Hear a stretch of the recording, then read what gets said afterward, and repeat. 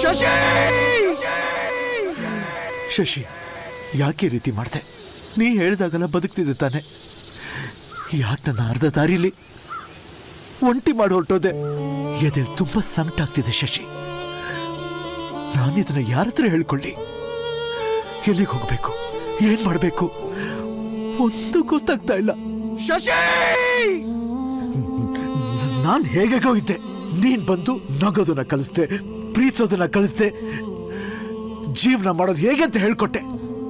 ಆದ್ರೆ ನಿನ್ ಬಿಟ್ಟು ಹೇಗ್ ಬದುಕ್ಬೇಕು ಅಂತ ಹೇಳ್ಕೊಡ್ದೆ ಹೋಗ್ಬಿಟ್ಟಿಯಲ್ಲ.